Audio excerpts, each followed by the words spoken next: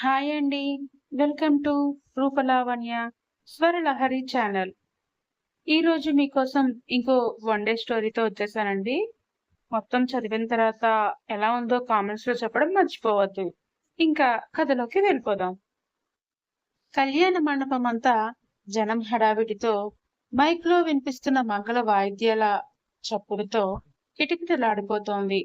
రంగురంగుల విద్యుత్ దీపాల కాంతితో ఆ మండపం ఒక దేవలోకంలా మెరిసిపోతోంది.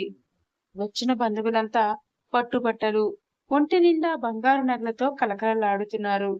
ఒకరినొకరు పలకరించుకుంటూ, నవ్వులు చిందిస్తూ, కాఫీలు తాగుతూ, టిఫిన్లు తింటూ పెళ్లి సందడిని ఆస్వాదిస్తున్నారు. పెళ్లి కూతురి తల్లిదండ్రుల ముఖాల్లో అయితే సంతోషం పట్టలేకపోతోంది. ఇన్నాళ్ల తమ కల నెరవేరబోతోంది అన్న ఆనందం వాళ్ళ కళ్ళల్లో స్పష్టంగా కనిపిస్తోంది. మా అమ్మాయికి తగ్గ సంబంధం దొరికింది. అంతా ఆ దేవుడి దయ అని వచ్చిన ప్రతి ఒక్కరికి నమస్కారం పెడుతూ, మురిసిపోతూ అతిథులను మర్యాదలతో ముంచెత్తుతున్నారు. చుట్టాల మాటలు, నవ్వుల పువ్వులు, పంతులు గారి మంత్రాలు అంతటా పండుగ వాతావరణం తాండవిస్తోంది. కానీ ఆ హడావిడికి, కోలాహలానికి సరిగ్గా నడి మధ్యలో ఉన్న పెళ్లికూతురి మనసులో మాత్రం ఒక అగ్నిపర్వతం బద్దలవుతోంది. రూంలోంచి పెళ్లిపీటల వైపు అడుగులు వేస్తున్న ఆ అమ్మాయి బాహ్య ప్రపంచానికి నవ్వుతున్నట్టు నటిస్తున్నా లోపల నరకాన్నే అనుభవిస్తోంది. ఒంటి నిండా భారీ పట్టుచీర, బరువైన నగల మెరుపులు ఉన్నాయి.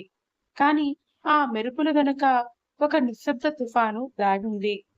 గుండెల్లో ఏదో బండరాయి తెచ్చిపెట్టినంతగా భారంగా ఉంది. ప్రతి అడుగు ముందుకు వేస్తుంటే నరకంలోకి నడుస్తున్నట్టే అనిపిస్తోంది ఆమెకి.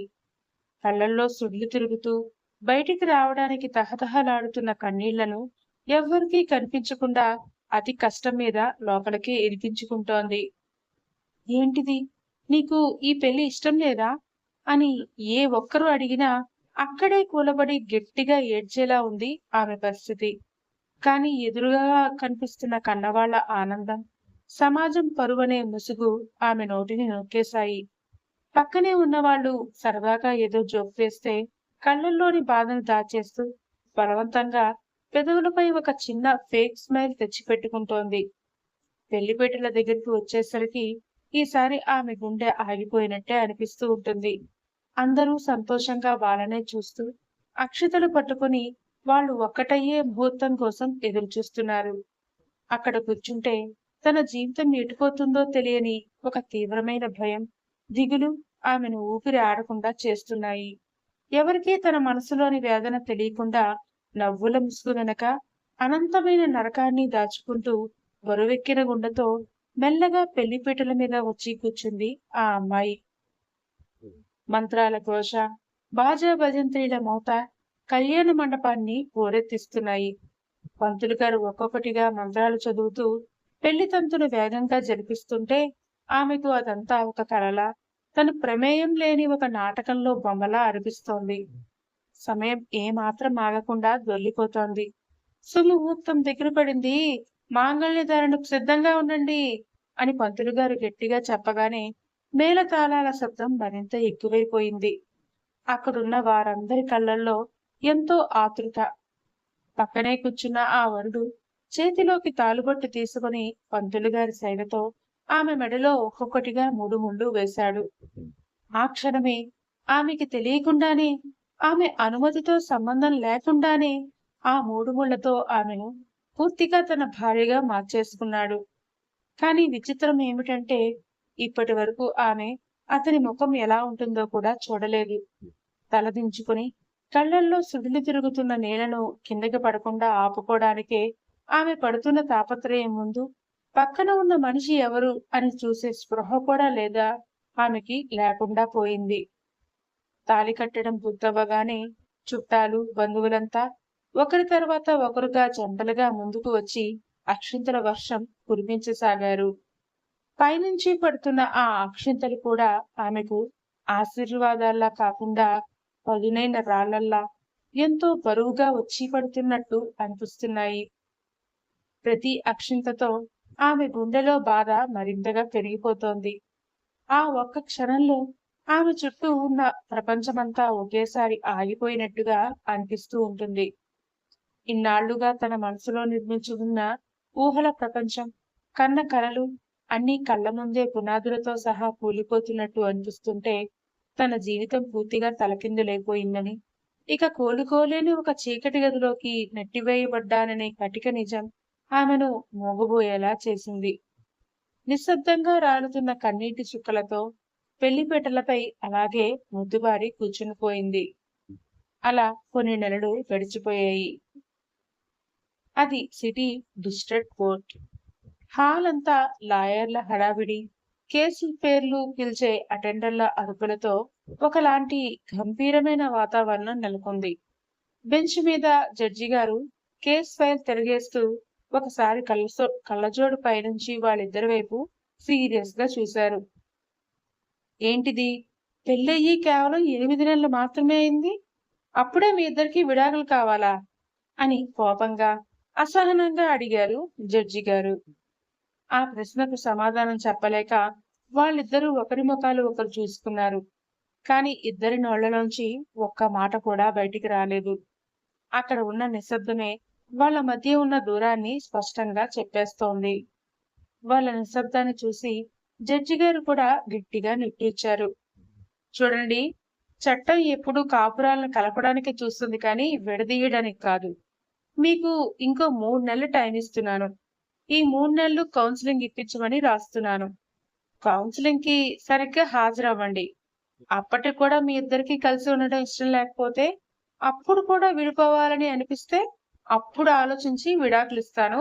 అప్పుడు వరకు ఆ కండిషన్స్ అన్ని ఫాలో అవ్వండి అని కండిషన్ గా చెప్తూ ఫైల్ పై సైన్ చేసి అసహనంగా కుర్చీలోంచి లేచి వెళ్లిపోయారు. కోర్ట్ హాల్ నుంచి బయటికి వచ్చిన తర్వాత కూడా వాళ్ళ మధ్య ఆ నిశ్శబ్దం అలాగే ఉంది. ఒక్క మాట అంటే ఒక్క మాట కూడా మాట్లాడుకోలేదు. కనీసం ఒకరినొకరు కంటి నిండా చూసుకోకుండానే ఎవరి దారిన వాళ్ళు వేర్వేరు దిక్కులకు నడుచుకుంటూ వెళ్లిపోయారు.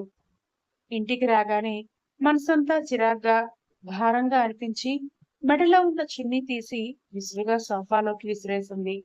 కోర్టులో జడ్జన్న మాటలు, ఆ వాతావరణం అంతా లోపల తుఫాను రేపుతున్నాయి. విసుగ్గా సోఫాలోనే కూర్చుని 2 చేతులతో తలపట్టుకుని ఆలోచనలలో పడిపోయింది. లోపలి నుంచి వాళ్ళ అమ్మగారు గ్లాస్తో నీళ్లు పట్టుకుని వచ్చారు. ఆ నీళ్ల గ్లాస్ ఆమె చేతికి అందిస్తూ మనసులో ఎన్నాళ్లుగా దాచుకున్న బాధనంతా దిగమింగుకుంటూ మాటలు ప్రారంభించారు. నిజంగా విడాకులు ఇచ్చేస్తున్నావా ధృతి? నాకేమీ అర్థం కావట్లేదే. ఎప్పుడో ఎవరినో ప్రేమించానని చెప్పి ఇప్పుడు చేతులారా బంగారం లాంటి భర్తని, కాపురాన్ని వదిలేసుకుంటున్నావు. అసలు నువ్వు ఏం చేస్తున్నావో నీకైనా అర్థమవుతోందా? అంటూ బాధగా అంటారు. ఆమె నుంచి ఎలాంటి సమాధానం రాకపోవడంతో ఆ తల్లి కళ్ళల్లో కన్నీళ్లు సుడులు తిరుగుతాయి. పోనీ నువ్వు ప్రాణంగా ప్రేమించిన వాడు ఇప్పుడెక్కడున్నాడో, ఏం చేస్తున్నాడో నీకేమైనా తెలుసా అంటే అదీ లేదు. వాడు నిన్ను మోసం చేసి ఎక్కడికో వెళ్ళిపోయాడు అని చెప్తున్నా నీకా నిజం ఎందుకే నమ్మాలనిపించట్లేదు? ఇన్నాళ్ళైనా ఇంకా ఆ పాత జ్ఞాపకాల్లోనే బతికేస్తూ కళ్ళ ముందున్న జీవితాన్ని నాశనం చేసుకుంటున్నావు ధృతి. నీకింకా ఎలా నచ్చజెప్పాలో, ఈ మొండితనాన్ని ఎలా మార్చాలో నాకు అస్సలు అర్థం కావట్లేదు ధృతి అంటూ గుండెలు పగిలేలా బాధగా చెప్పి ఇక అక్కడ నిలబడలేక కన్నీళ్లు తుడుచుకుంటూ లోపలికి వెళ్ళిపోయారు వాళ్ళమ్మ. అప్పటికే గుండెల్లో ఏదో భారంతో తల్లడిల్లిపోతున్న ధృతికి వాళ్ళమ్మ అన్న మాటలు ఇంకాస్త పొడిచినట్టు అనిపించాయి. ఇక అక్కడ నిలబడే ఓపిక లేక కన్నీళ్లు తుడుచుకుంటూ చటుక్కున తన రూంలోకి వెళ్ళిపోయింది. బెడ్ పై వాలిపోయి తలగడలో ముఖం దూచి గట్టిగా ఏడుస్తూ ఉండిపోయింది ధృతి. సాయంత్రం అయ్యేసరికి వాళ్ళ నాన్న ఆఫీస్ నుంచి ఇంటికి వస్తారు. నేరుగా ధృతి రూంలోకి వెళ్లి నిశ్శబ్దంగా ఏడుస్తున్న కూతురి పక్కనే కూర్చుని ఆమె తలపైన ప్రేమగా చేతిని వేసి, కోర్టులో ఏమైందమ్మా అని చాలా మెల్లిగా, బాధగా అడిగారు. ఆయన మాటలకి ధృతి నుంచి ఎలాంటి సమాధానం రాలేదు. పెదవి విప్పి ఒక్క మాట కూడా చెప్పలేక కళ్ళల్లోంచి ఇంకా వేగంగా కన్నీళ్లు కారిపోతుంటే మూగగా అలాగే పడుకుని ఉండిపోయింది. ఆమె వేదన చూసి ఆయన గుండె ద్రవించిపోయింది. గట్టిగా నిట్టూర్చి, ధృతి, నీకిష్టం లేకుండానే పెళ్లి చేశాం. అది మా తప్పేనమ్మా. కాదనను. కానీ ఆలోచించుకోవడానికి నీకు ఇవ్వాల్సినంత టై ఇవ్వాల్సినంత టైం ఇచ్చాను కదా తల్లీ! నువ్వు ప్రాణంగా ప్రేమించాలని చెప్పిన సంతోష్ ఇప్పటి వరకు తిరిగి రానే లేదు. కనీసం అతనెక్కడుంటాడో, అసలు ఉన్నాడో లేడో కూడా మనకు తెలీదు. ఇంకా ఎన్నాళ్ళని అతని కోసం ఇలా జీవితాన్ని పణంగా పెట్టి ఎదురు చూస్తావు చెప్పు? అని ప్రేమగా సముదాయించే ప్రయత్నం చేశాడు. ఆయన మాటల్లోని బాధ ధృతికి స్పష్టంగా వినిపిస్తూ ఉంటుంది. ఆమె ఏమీ మాట్లాడకపోవడంతో మళ్ళీ ఆయనే, అందుకే నీకిష్టం లేకపోయినా ఆకాష్‌తో నీ పెళ్లి జరిపించానమ్మా. కానీ నువ్విప్పుడు ఇలా డివోర్స్ తీసుకుంటూ కోర్టుల చుట్టూ తిరుగుతావని, నీ కాపురాన్ని నువ్వే చేజేతులా కూలదోసుకుంటావని మేము అస్సలనుకోలేదురా. నిజంగా నువ్విలా చేస్తావని నాకు ముందే తెలుసుంటే అసలు నీకు ఆ రోజే పెళ్లి చేసేవాడిని కాదమ్మా. కానీ ఇప్పటికైనా మించిపోయిందేం లేదు తల్లి. ఒక్కసారి ఆకాష్‌తో మనస్ఫూర్తిగా మాట్లాడమ్మా అన్నారు. మళ్ళీ ఆమె నుండి నిశ్శబ్దమే సమాధానం అవుతుంది. ధృతి వైపు చూస్తూ, ఇన్ని నెలల మీ పరిచయంలో, మీ బంధంలో ఆకాష్ ఏనాడైనా నీతో రూడ్‌గా మాట్లాడాడా? ఏనాడైనా నీతో తప్పుగా బిహేవ్ చేశాడా? చెప్పమ్మా. ఎప్పుడూ తన పరిధిలోనే ఉంటూ, నీ మనసులో ఉన్న బాధను పోగొట్టాలని తాపత్రయపడ్డాడు. నువ్వు కనీసం అతన్ని అర్థం చేసుకోవడానికి కూడా చిన్న ప్రయత్నం కూడా చేయలేదు. అయినా సరే అతను నీ బాధలో భాగం పంచుకున్నాడు. నిన్ను అర్థం చేసుకుని నీకు కావాల్సినంత టైం ఇచ్చాడమ్మా. కానీ నువ్వు చాలా పెద్ద తప్పు చేస్తున్నావమ్మా. మరొక్కసారి ఆలోచించు. నీకింకా కొన్ని రోజులే టైం మాత్రమే ఉంది. ఒక్కసారి డివోర్స్ పేపర్స్ చేతికొచ్చేస్తే ఆ తర్వాత నువ్వు అనుకున్నా, మేమనుకున్నా ఎవ్వరం ఏం చేయలేము అంటూ ఆయన వంతుగా నచ్చజెప్పి భారమైన గుండెతో అక్కడి నుంచి లేచి వెళ్ళిపోయారు. తండ్రి వెళ్ళిపోగానే తలగడలోకి ముఖాన్ని దూర్చేసి ధృతి మళ్ళీ వెలవెలలాడుతూ ఏడ్చేసింది. ఆయనన్న మాటలు ఒకవైపు గుచ్చుకుంటుంటే, ఇంకోవైపు సంతోష్‌తో తన పరిచయం, అతనితో గడిపిన తీపి జ్ఞాపకాలు, ఇద్దరూ ఎంత సంతోషంగా ఉండేవారో ఆ క్షణాలన్నీ ఒక్కొక్కటిగా ధృతి కళ్ళ ముందు మొదలు కావడం మొదలవుతాయి. కాలేజీ రోజుల్లో ధృతి, సంతోష్ ఇద్దరూ క్లాస్‌మేట్స్. మొదట్లో సాధారణ ఫ్రెండ్స్‌లా పరిచయమైన వాళ్ళ బంధం ఫైనల్ ఇయర్ వచ్చేసరికి ఒకరిపైకి ఒకరికున్న ఇష్టంతో కాస్త ప్రేమగా మారిపోయింది. కాలేజీ అయిపోగానే ఇద్దరికీ మంచి కంపెనీల్లో జాబ్స్ కూడా వచ్చేశాయి. ఇక తమ జీవితంలో ఎలాంటి కష్టాలు ఉండవని, త్వరలోనే పెళ్లి చేసుకుని సంతోషంగా బతికేయొచ్చని చాలా ఆశపడ్డారు. సంతోష్‌కి చిన్నప్పుడే అమ్మానాన్నలు చనిపోతారు. తన ఊర్లో ఉన్న తన అత్తమావయ్యల సాయంతోనే కష్టపడి చదువుకొని ఇక్కడి వరకు వచ్చాడు. ఒకసారి అప్పుడెప్పుడో ఊరు వదిలొచ్చాను ధృతి. నన్ను చదివించిన మావయ్య వాళ్ళని ఒకసారి కలిసి చూసేసొస్తాను. అలాగే మన పెళ్లి కోసం కూడా మాట్లాడేసొస్తాను. నాకున్న పెద్ద దిక్కు కూడా వాళ్ళే కదా! అని చెప్పి ఊరికి వెళ్ళాడు సంతోష్. కానీ అలా వెళ్ళినవాడు మళ్ళీ తిరిగి ధృతి దగ్గరికి రానేలేదు. రోజులు గడుస్తున్నా అతని నుంచి ఎలాంటి సమాచారం లేదు. సంతోష్ చేస్తున్న జాబ్ కూడా మధ్యలోనే మానేశాడని ఆఫీస్ వాళ్ళ ద్వారా తెలుస్తుంది ధృతికి. కనీసం అతని ఊరి పేరు కూడా పూర్తిగా ధృతికి తెలీదు. ఏదో ఒక మారుమూల గ్రామం అని మాత్రమే తెలుసు. అయినా కూడా వదలకుండా పిచ్చిదానిలా ఆ చుట్టుపక్కల గ్రామాలన్నీ తిరిగినా అతని ఆచూకీ ఎక్కడా దొరకలేదు. చివరికి చెప్పలేనంత నిరాశతో, గుండె నిండా భారంతో మళ్ళీ వెనక్కి వచ్చేసింది ధృతి. అలా ఒకటి కాదు, రెండు కాదు. ఏకంగా 3 ఏళ్లు సంతోష్ కోసమే ఎదురు చూస్తూ కూర్చుంది. ప్రేమించిన వాడు ఉన్నట్టుండి దూరమైపోవడంతో ధృతి పడుతున్న మానసిక క్షోభను ఆమె తల్లిదండ్రులు దగ్గరుండి చూశారు. ఇప్పుడు కూడా అతని జ్ఞాపకాల్లోనే ఉండిపోతే ధృతి ఆరోగ్యం పాడయి తమకి శాశ్వతంగా దూరమైపోతుందేమోనన్న భయం వాళ్ళని వెంటాడింది. అందుకే వెంటనే ఆమెకి పెళ్లి చేయాలని నిర్ణయించుకున్నారు. ఆకాష్ అనే మంచి అబ్బాయి గురించి పూర్తి వివరాలు తెలుసుకుని అతడు చాలా నమ్మకస్తుడని, పద్ధతి కలవాడని అర్థమయ్యాక ధృతికి ఇచ్చి పెళ్లి జరిపించారు. కానీ నిజం అప్పుడే చెప్పేశారు. తల్లిదండ్రుల ఆనందం కోసం వాళ్ళ మాట కాదనలేక కొంచెం కూడా ఇష్టం లేకుండా ఆకాష్ చేత తన మెడలో తాళి కట్టించుకుంది ధృతి. పెళ్ళైతే అయింది కానీ ధృతి ఏనాడు ఆకాష్ వైపు కంటి నిండా చూడలేదు. అతనితో మాట్లాడడానికి కూడా ఎప్పుడూ ప్రయత్నించలేదు. చివరికి పెళ్ళైన మొదటి రాత్రే తన మనసులో ఉన్న ప్రేమ గురించి, సంతోష్ జ్ఞాపకాల గురించి, తన మనసు సంతోష్‌కి తప్ప వేరే ఎవరికీ సొంతం కాదని, అతన్ని మనసులో పెట్టుకొని నీతో ఉండలేకపోతున్నానని ఆకాష్ ముందే కన్నీళ్లతో తెగేసి చెప్పేసింది. నువ్వు పూర్తి మనసుతో నన్ను భర్తగా ఒప్పుకునేంత వరకు నీకోసం నేను వెయిట్ చేస్తూనే ఉంటాను ధృతి అంటూ ఆకాష్ ఆ రోజే చాలా ప్రశాంతంగా చెప్పేశాడు.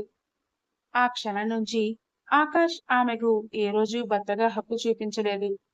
ఆమెకు దూరంగా ఉంటూ ఒక మంచి స్నేహితుడిలా ఎంతో ప్రేమగా, అపురూపంగా చూసుకోవడం మొదలుపెట్టాడు. ధృతి చిన్న చిన్న అవసరాలను కూడా గమనిస్తూ ఆమె మనసులోని బాధను ఏమాత్రం చెదరకుండా తన పరిధిలోనే నడుచుకునేవాడు. ఆమె ముభావంగా ఉన్నా తను మాత్రం పెదవులపై చిన్న చిరునవ్వుతోనే ఎప్పుడూ పలకరించేవాడు.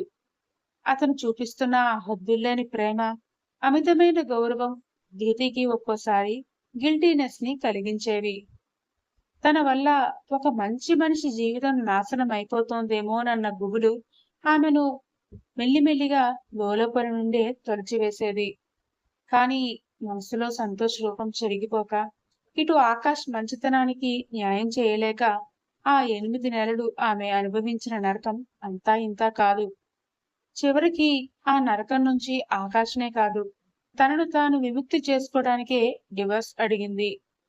ఈ జ్ఞాపకాలన్నీ ఒక్కొక్కటిగా కళ్ళ ముందు మెదులుతుంటే ధృతి ఏడుపు మరింత ఎక్కువైపోతుంది.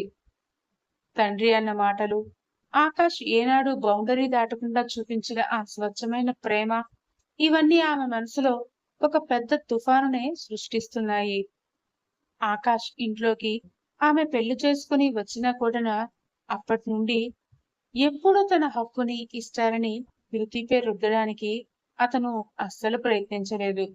కానీ ఆ ఇంట్లోని ప్రతి మూలన, ఆమె ఊపిరి పీల్చే ప్రతి క్షణంలోనూ అతని ప్రేమని ఆమె ఫీల్ అయ్యేలా చేసేవాడు. అతనికే తెలియకుండానే ఆమె ప్రపంచంలోకి మెల్లగా తను చేరిపోతే, అతను నెమ్మదిగా తనానికి, నిస్వార్థ ప్రేమకి, ధృతిలో కూడా తెలియకుండానే మార్పు వచ్చేస్తుంది. సూర్యోదయం కాకముందే ధృతికి కాఫీ తాగే అలవాటుంటుంది. తను నిద్రలేచేసరికే బాల్కనీలోని చిన్న టేబుల్ మీద పొగలు కక్కే కాఫీ కప్పు సిద్ధంగా ఉండేది. దానికి ఆనుకుని ఒక చిన్న రోజా పువ్వు, దాని కింద ఒక చిన్న పేపర్ మడత పెట్టి ఉండేది. అందులో పెద్ద పెద్ద కవితలు ఉండవు. నీ రోజు ఈ రోజా పువ్వులాగే అందంగా సాగాలని కోరుకుంటున్నాను అని అతడు స్పష్టమైన చేతి రాతతో రాసిన ఒకే ఒక్క లైన్ మాత్రమే ఉండేది. అతను అక్కడ ఉండడు, ఆమె కంటా పడడు. కానీ ఆ కాఫీ గుమగుమల్లో, ఆ పువ్వు తాకిడిలో అతను చూపించే ఆప్యాయత ఆమెకు స్పష్టంగా తెలిసేది. ఆమెకు సంగీతం అంటే ప్రాణం. ఆ విషయం తెలిసాక సాయంత్రం వేళల్లో ఆమె రూంలో ఒంటరిగా కూర్చుని ఆలోచనల్లో మునిగిపోతున్నప్పుడు హాల్లోంచి లో సౌండ్తో మంద్రంగా ఆమెకు ఇష్టమైన క్లాసికల్ మెలోడీ పాటలు వినిపించేలా ప్లే చేసేవాడు. ఆమె చదువుకునే పుస్తకాల మధ్యలో అందమైన నెమలికలు ఉంచేవాడు. ఆమె కిటికీ పక్కన కూర్చున్నప్పుడు చల్లని గాలి తగులుతూ ఉంటే ఆమెకి తెలియకుండానే వెనక నుంచి వచ్చి కిటికీ తెరలు సరిచేసి ఆమె శరీరాన్ని కనీసం తాకకుండా ఆమె వెచ్చని శ్వాసను మాత్రమే తన పైకి తీర్చుకుంటూ నిశ్శబ్దంగా వెళ్ళిపోయేవాడు ఆకాష్. ఆమె వీధిలోకి వెళ్తే చాలు, ఆమెకి ఇష్టమైన స్నాక్స్, నచ్చే మల్లెపూల మాలలు ఎక్కడి నుంచో ఇంట్లోకి వచ్చి చేరిపోయేవి. అలా అవన్నీ చేస్తున్నందుకు ఆమె అవన్నీ అతన్ని పట్టించుకోలేదని ఆకాష్ ఆమెపై ఏనాడు కోపం చూపించనే లేదు. ధృతి, నా కళ్ళలోకి చూడు అని అడగనే లేదు. కానీ తను ఇంట్లో నడుస్తూ ఉంటే అతని చూపులు ఆమెను నీడలా అనుసరించేవి. ఆ చూపుల్లో కామం లేదు, అంతులేని ఆరాధన, ఓపిక, ఒకలాంటి వెచ్చని రొమాన్స్ మాత్రమే ఉండేవి. పెళ్లికి ముందు ఆమె అతనికి తెలీదు. కానీ పెళ్ళయ్యాక నువ్వంటే ఇష్టం లేదని చెప్పేసినా కూడా కోపం చూపించకుండా ఇంతలా ప్రేమ చూపిస్తుంటే ఎందుకో ఆమెకి ఎంత ఆలోచించినా అర్థమయ్యేదే కాదు. అలా తెలియని మిస్టరీలా ఆకాష్ కోసం ఆలోచిస్తూ ధృతి మదిలో ఆమెకే తెలియకుండా చేరిపోయాడు మన ఆకాష్ బాబు.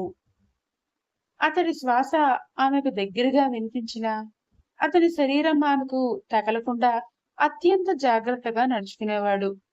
అతను ఇచ్చే ఆ గౌరవం, ఆ నిశ్శబ్దమైన ప్రేమ ధృతి గుండెల్లో ఏనాడు అనుభవించని ఒక కొత్త స్పందనను, నెమ్మదిగా కదలికలను తెచ్చిపెట్టాయి. కాని అదే ధృతిని భయపెట్టడం కూడా మొదలుపెట్టేసింది. ఒక రోజు రాత్రి తను హాల్లో కూర్చుని ఉన్నప్పుడు ఆకాష్ ఆమె వెంక చూస్తూ సన్నగా నవ్వాడు.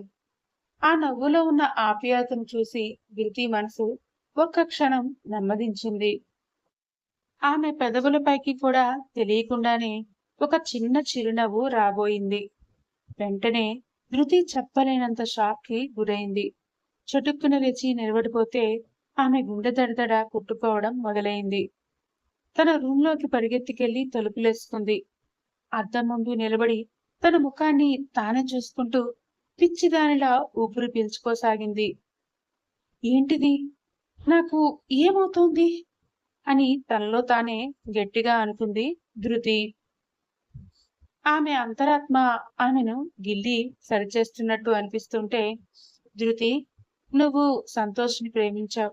3 ఏళ్లు అతని కోసం ప్రాణం త్యాగం చేసేలా ఏడ్చావు. మరి ఇప్పుడు ఆకాష్ చేసే ఈ చిన్న చిన్న పనులకి, అతని కళ్ళల్లోని ఆ ఆరాధనకి నువ్వు కరిగిపోతున్నావా? ఆకాష్ ఇచ్చే ఆ వెచ్చదనంలో సంతోష్ జ్ఞాపకాల్ని నువ్వు పూర్తిగా మర్చిపోతున్నావా? రోజు రోజుకి అతను నీ మనసులోకి ఎంతలా చొరబడుతున్నాడంటే త్వరలోనే సంతోష్ రూపం నీ గుండెల నుంచి చెరిగిపోతుందేమో అన్నంత జారుకుంటున్నావు అని ఆమె అంతరాత్మ ఘోషిస్తుంది. ఆ ఆలోచన రాగానే ధృతికి ఒళ్ళంతా జలధరించి భయంతో ఆమె చేతులు వణికిపోతాయి. నో, లేదు, అలా జరగడానికి వీల్లేదు. సంతోష్, నాకు, నేను సంతోష్కి చేసుకున్న ప్రామిస్లు, మేము గడిపిన కాలం, అది మాత్రమే నా నిజం. ఆకాష్ చాలా మంచివాడు. అతను నాపై చూపిస్తున్న ఈ రొమాన్స్, ఈ ప్రేమ, ఈ సైలెంట్ లవ్ నన్ను క్రమంగా అతనికి బానిసగా మార్చేస్తున్నాయి. అతను నన్ను తాకకపోయినా అతని ఆలోచనలు నన్ను చుట్టేస్తున్నాయి. నేను ఆకాష్ మాయలో పడిపోతున్నాను అని గట్టిగా ఏడుస్తూ గోడకి ఆనుకుని కిందనే కూర్చునిపోయింది. నేను ఇలాగే ఉండిపోతే ఆకాష్ ఇచ్చే ఈ కొద్దిపాటి సంతోషాలకు అలవాటు పడిపోయి సంతోష్కి పూర్తిగా ద్రోహం చేస్తాను. ఆకాష్ నన్ను పూర్తిగా తెరుచుకుంటాడు. ఆ భయం నన్ను చంపేస్తోంది. ఆకాష్ నా మనసును ఆక్రమించక ముందే, అతడి ప్రేమ నన్ను మార్చేయక ముందే నేను అతని నుంచి, ఈ బంధం నుంచి వీలైనంత దూరంగా వెళ్ళిపోవాలి.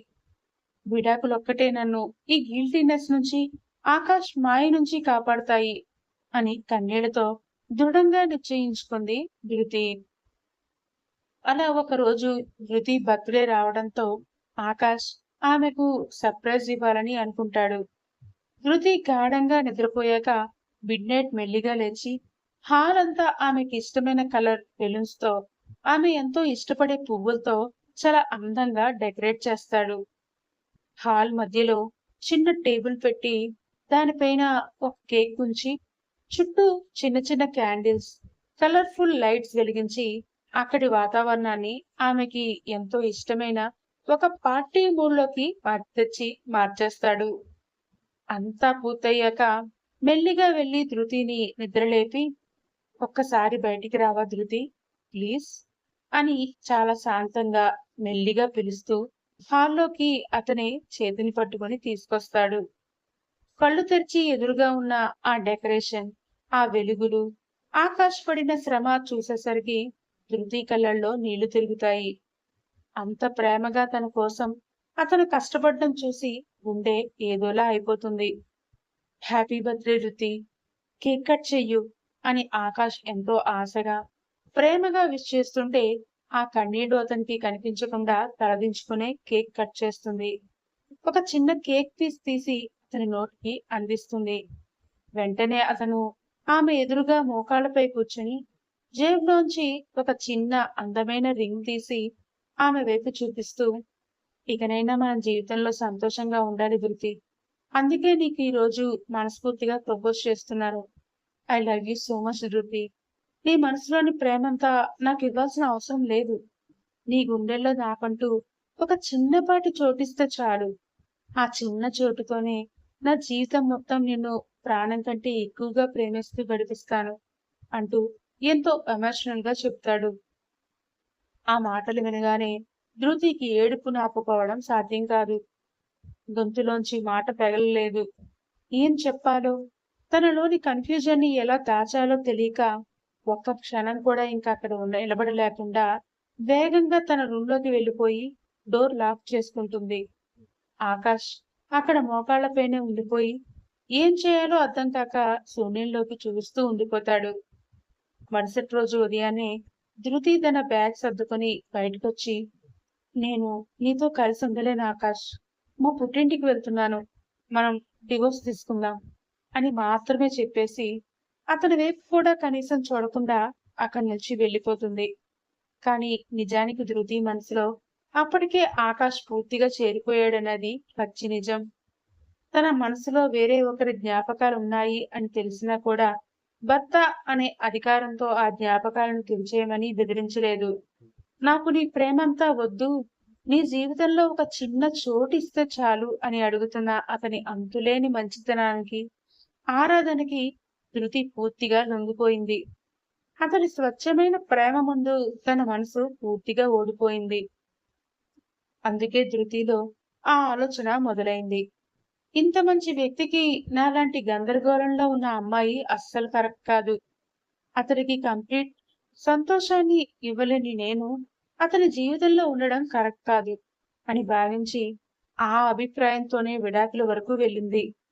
ఇప్పుడు కోర్టు నుంచి వచ్చాక అవన్నీ ఒక్కొక్కటిగా గుర్తొచ్చి ధృతి వెక్కి వెక్కి ఏడుస్తోంది.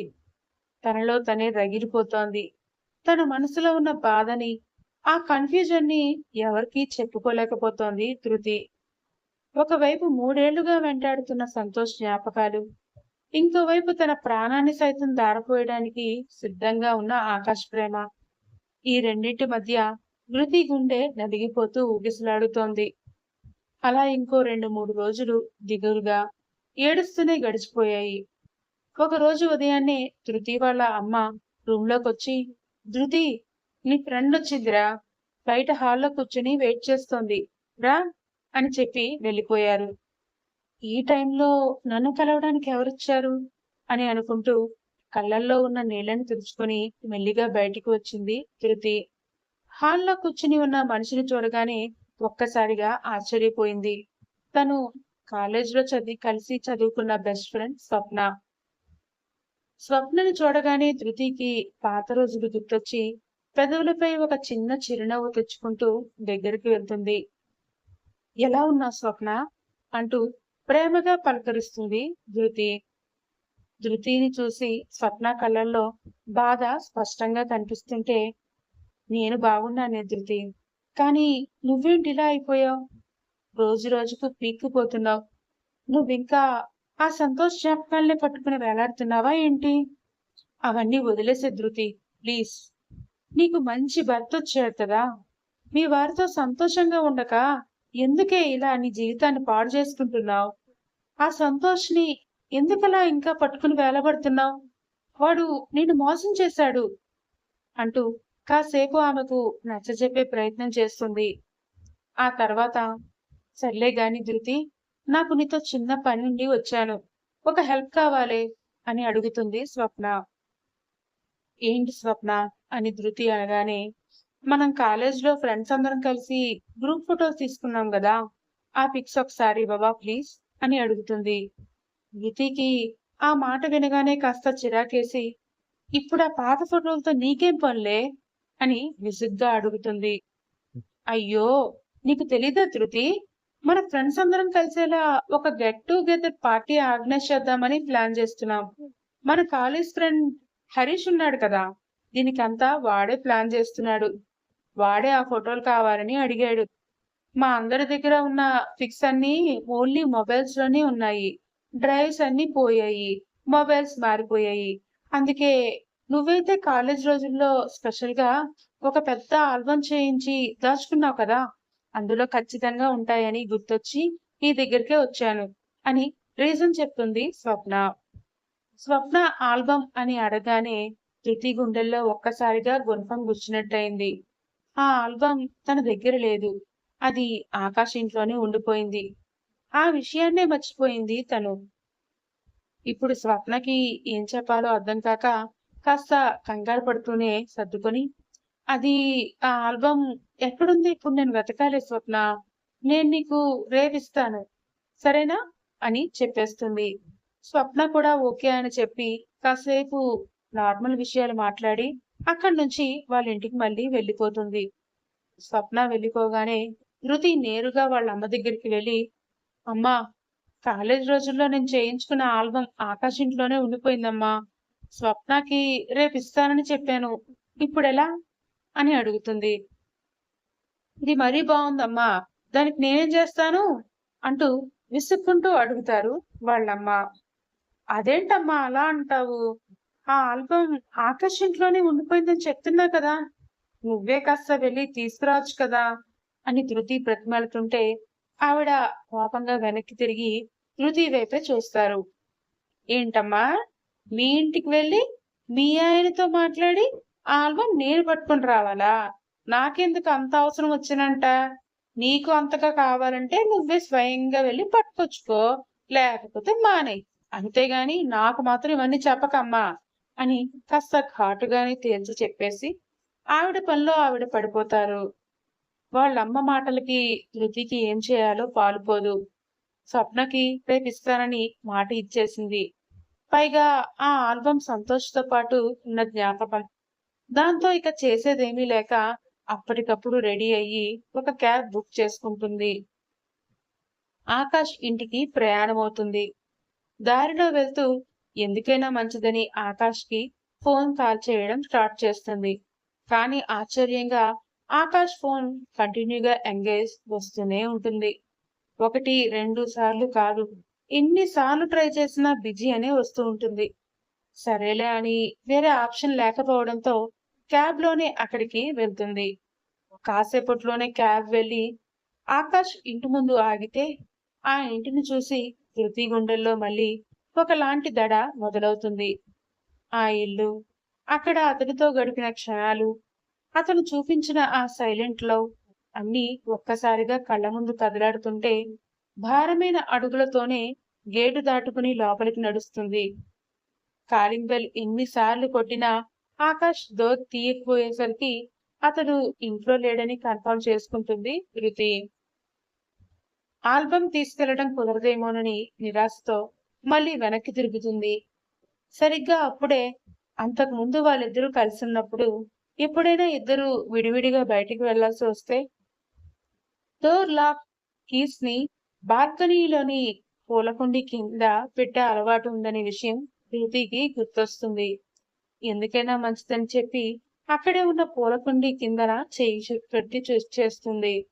ఆకాష్ తన అలవాటును ఇంకా మార్చుకోకుండా కీస్ ని సరిగ్గా అక్కడే ఉంచడం చూసి ధృతి పెదవులపై చిన్న చిరునవ్వు మెరుస్తుంది. కానీ మరుక్షణమే ఆమె అంతరాత్మ నిలదీస్తూ ఘోషించడం మొదలు పెడుతుంది. అది అతని అలవాటు కాదే ధృతి. నీకోసం. ఎప్పటికైనా నువ్వు మళ్ళీ తన దగ్గరికి తిరిగొస్తావన్న ఆశతో, ఆ నమ్మకంతో ఆకాష్ ఆ కీని ఇంకా అక్కడే ఉంచాడు. కానీ నువ్వు మాత్రం అతని నుంచి దూరంగా పారిపోతున్నావు. నిజానికి నువ్వు పారిపోతోంది ఆకాష్ నుంచి కాదే, అతనిపై నీ మనసులో పుట్టిన ప్రేమ నుంచి. నిన్ను నువ్వే మోసం చేసుకుంటున్నావు ధృతి. ఆ మాటలకి మనసంతా కకావికలమైపోతుంటే అంతరాత్మ చెప్పే నిజాన్ని భరించలేక దాన్ని మనసులోనే కసిరిపడేసి విసుగ్గా ఆ కీ తీసుకుని డోర్ లాక్ తీసి ఇంట్లోకి అడుగు పెడుతుంది ధృతి. ఇల్లంతా ఒకసారి కళ్ళతో పరికించి చూస్తుంది. అంతా చాలా నీట్ గా తను ఈ ఇంట్లో ఉన్నప్పుడు ఎలా ఉందో అలాగే ఉంటుంది. ఎక్కడి వస్తువులు కూడా చిన్న చిన్న మార్పులు కూడా లేకుండా తనకి నచ్చినట్టు తను సర్దినట్టే ఉంచాడు ఆకాష్. అది చూసి చిన్నగా ఆశ్చర్యపోతూనే తన రూంలోకి వెళ్తుంది ధృతి. ఆ ఇంట్లో ఉన్నప్పుడు కూడా ఇద్దరు ఒకే గదిలో ఉండేవారు కాదు. తను ఒక రూంలో, ఆకాష్ వేరే రూంలో ఉండేవారు. అలా తన రూంలోకి వెళ్లి కబోర్డ్ ఓపెన్ చేసి చూస్తే తను వదిలి వెళ్ళిన బట్టలు, డ్రెస్లు, చీరలు అన్నీ తను పెట్టినట్టే అలాగే ఉన్నాయి. రూమ్ కూడా ఎంతో నీట్‌గా ఉంది. ఆల్బమ్ ఎక్కడుందో, ఎక్కడ పెట్టిందో కూడా సరిగ్గా గుర్తులేకపోవడంతో కబోర్డ్ అంతా వెతుకుతుంది. కానీ ఎక్కడా కనిపించలేదు. దాంతో ఏం చేయాలో తెలియక ఇల్లంతా వెతకడం మొదలుపెడుతుంది ధృతి. మిగతా రూమ్స్ అన్నీ వెతికి చూసినా కూడా ఆల్బమ్ ఆచూకీ దొరకలేదు. ఆ ఆల్బమ్‌ను ఈ ఇంటికి తీసుకురావడం మాత్రం తనకి బాగా గుర్తుంది. ఒకప్పుడు సంతోష్ జ్ఞాపకాలను రోజుల తరబడి ఆ ఆల్బమ్‌లోని ఫోటోల్లోనే చూసుకుంటూ గడిపేసేది. కానీ ఎప్పుడైతే ఆకాష్ మెల్లిమెల్లిగా ఆమె ఆలోచనల్లోకి, ఆమె గుండెల్లోకి చేరిపోయాడో, ఆమెకే తెలియకుండా సంతోష్ గురించిన ఆలోచనలు తగ్గిపోయాయి. దాంతో ఆ ఆల్బమ్‌ను కూడా ఎక్కడో పక్కన పెట్టేసింది. అది ఎంతగా అంటే ఇప్పుడసలు దాన్ని ఎక్కడ పెట్టిందో కూడా గుర్తురానంతగా మర్చిపోయింది ధృతి. చివరికి అన్ని రూమ్స్ వెతకడం పూర్తయ్యాక ఇంకా మిగిలింది ఒక్క ఆకాష్ రూమ్ మాత్రమేనని ఆమెకి అర్థమైంది. అతను అతని గదిలోకి వెళ్ళాలంటేనే ఎందుకో గుండె దడదడ కొట్టుకోవడం మొదలవుతుంది.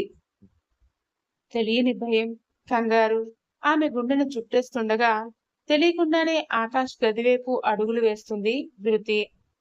తలుపు తీయగానే ఒక్కసారిగా ఆకాష్ ఉనికి ఆమె నాసికని తాకినట్టు అనిపించి అతను వాడే పెర్ఫ్యూమ్, అతని శరీరం నుంచి వచ్చే ఆ సహజమైన సువాసన ఆమె హృదయాన్ని తాకుతుంటే మెల్లిగా కళ్ళు మూసుకుని కాసేపు అలాగే నిలబడిపోతుంది ధృతి. ఆ వాసన ఆమెలో ఏదో తెలియని మైకాన్ని, హాయిని నింపాయి. కాసేపటికి మెల్లిగా కళ్ళు తెరిచి లోపలికి అడుగులు వేస్తుంది. ఆకాష్ కబోర్డ్ ఒక్కొక్కటిగా ఓపెన్ చేసి చూస్తూ ఉంటుంది. అతని బట్టలన్నీ చాలా పద్ధతిగా, నీట్‌గా మడతపెట్టి ఉంటాయి. తను ఆ ఇంట్లో ఉన్నప్పుడు కూడా అతనికి ఏ ఒక్క చిన్న పని కూడా చేసి పెట్టేది కాదు. అన్నీ అతనే సొంతంగా చేసుకునేవాడు. ఒకసారి వంట చేయడానికి కూడా తనకు మనసొప్పక రూమ్‌లో కూర్చొని సంతోష్ జ్ఞాపకాల్లోనే పడి ఏడుస్తూ ఉండిపోతే, ఆకాష్ ఎంతో ప్రేమగా వంట చేసి ప్లేట్‌లో పెట్టి తన దగ్గరికి తీసుకొచ్చి మరీ తినిపించేవాడు. ఎన్నో సార్లు అతనిపై చిరాకు పడటం, అతను ప్రేమగా తెచ్చిచ్చిన ప్లేట్‌ని పక్కకు నెట్టేయడం, అవన్నీ ఇప్పుడు ఒక్కొక్కసారిగా కళ్ళ ముందు కదిలి ఆమె మనసు మళ్ళీ బరువెక్కిపోతూ ఉంటుంది. ఆ బాధతోనే కళ్ళల్లో నీళ్లతో అతని కబోర్డంతా వెతుకుతుంటే ఒక మూలన తన ఆల్బమ్ కనిపిస్తుంది. అది చూసి ఈసారి చెప్పలేనంత ఆశ్చర్యానికి గురవుతుంది ధృతి. సంతోష్ జ్ఞాపకాలతో ఉన్న ఆ ఆల్బమ్ ఆకాష్ కబోర్డ్‌లో అతని బట్టల మధ్య అంత భద్రంగా ఎందుకుందో ఆమెకి అర్థం కాక చేతులు వణుకుతుండగా ఆ ఆల్బమ్‌ను బయటికి తీస్తుంది ధృతి. ఆల్బమ్‌ను చేతిలోకి తీసుకుని కళ్ళ నిండా నీళ్లతో సంతోష్ రూపాన్ని మరోసారి చూస్తుండగా అనుకోకుండా దాని కిందనే ఉన్న ఒక డైరీ కూడా జారి కింద పడిపోతుంది. అది చూడగానే అంత కంగారు, బాధలోనూ కూడా ధృతి కనుబొమ్మలు అనుమానంతో ముడిపడతాయి.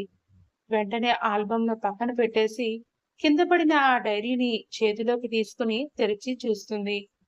మొదటి పేజీ తిప్పగానే అందులో తను, సంతోష్ కలిసి దిగిన ఫోటో స్పష్టంగా కనిపిస్తుంది. అందులో వాళ్ళిద్దరూ నవ్వుతూ ఎంతో సంతోషంగా ఉన్నారు. అది చూసి ధృతి గుండె ఒక్కసారిగా ఆగిపోయినంత పని అయ్యి మైండ్ బ్లాంక్ అయిపోయింది. కంగారుగా నెక్స్ట్ పేజీ ఓపెన్ చేసి చూడగానే ఆ చేతిరాత సంతోష్‌దే అని, ఆ డైరీ కూడా సంతోష్‌దే అని అర్థమవుతుంది. కానీ సంతోష్ డైరీ ఆకాష్ దగ్గర, అతని రూమ్‌లో, అతని బట్టల మధ్య ఎలా ఉందో ధృతికి అస్సలు అర్థం కాదు.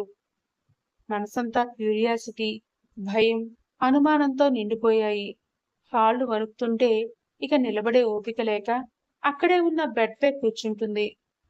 వణుకుతున్న చేతులతో ఆ డైరీని తిరగేస్తూ ఒక్కొక్క పేజీ చదవడం మొదలుపెట్టింది.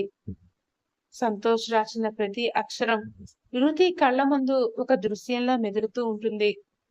డైరీలోని తొలి పేజీల్లో అతని చిన్ననాటి జ్ఞాపకాలు, కష్టాలు, ఆ తర్వాత కాలేజీ రోజుల్లో ధృతి పరిచయం, ఆ పరిచయం కాస్త ప్రశాంతమైన స్నేహంగా మారి, ఆపై నిశ్శబ్దంగా ప్రేమగా పూయడం, అతను తనకు ప్రపోజ్ చేయడం, తను సిగ్గుపడుతూ ఓకే చెప్పడం, ఆ తర్వాత ఇద్దరూ కలిసి గడిపిన తీపి క్షణాలు, నవ్వులు, వాళ్ళ డ్రీమ్స్ అన్నీ ఒక్కొక్కటిగా కళ్ళ ముందు తిరుగుతూ ఉంటే ధృతి కళ్ళల్లోంచి కన్నీళ్లు ధారగా కారిపోతూ ఉంటాయి.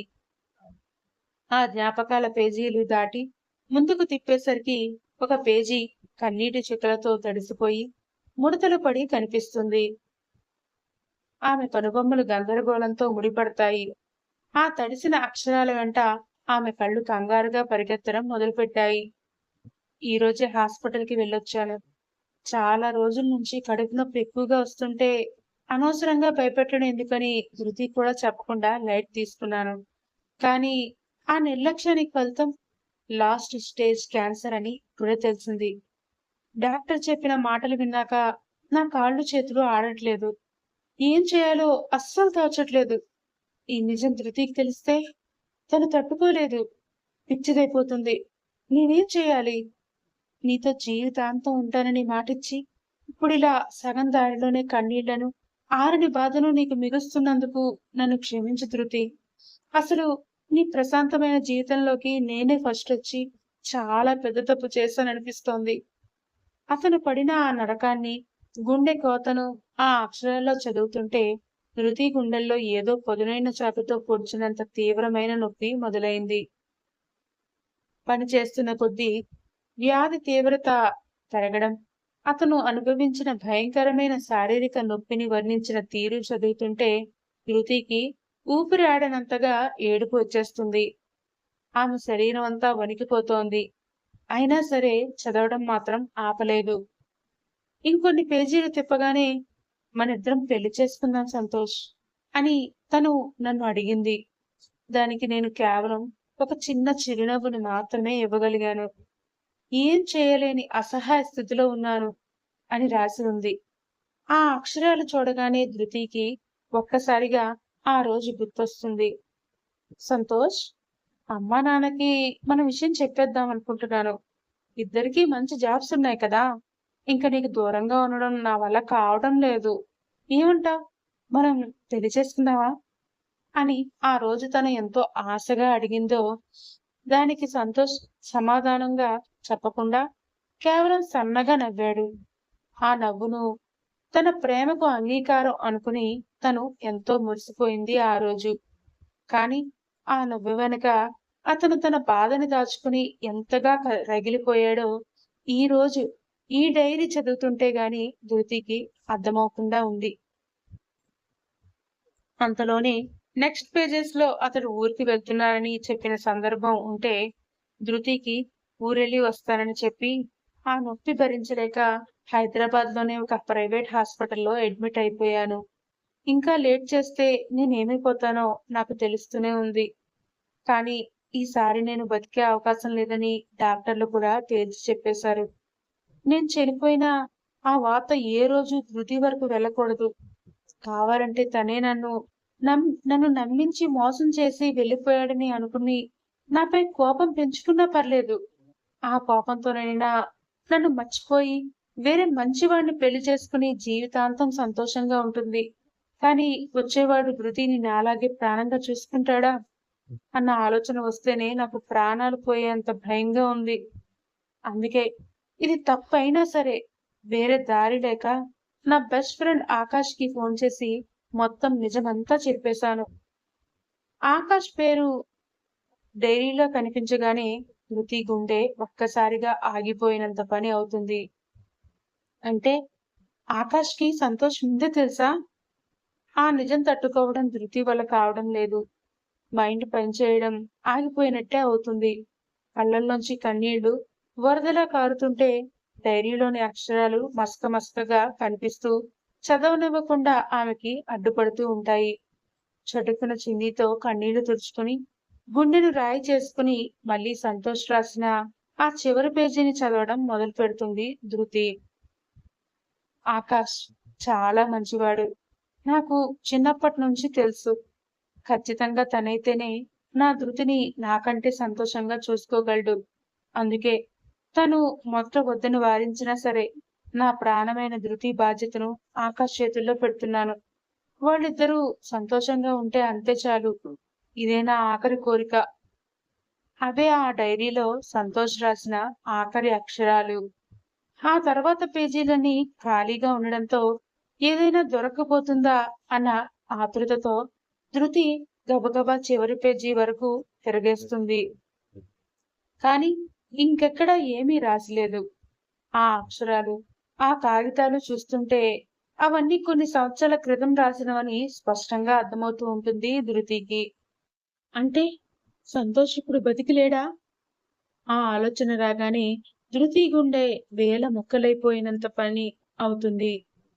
మూడేళ్లుగా తను ఎవరి కోసమైతే ప్రాణంగా ఎదురు చూస్తోందో, ఎవరో ఒక రోజు వచ్చి తనను గుండెలకు హత్తుకుంటాడని ఆశపడిందో, ఆ మనిషి ఇప్పుడు ఈ లోకాన్ని విడిచి వెళ్ళిపోయాడనే పచ్చి నిజం ఆమెను మోగబోయేలా చేస్తోంది.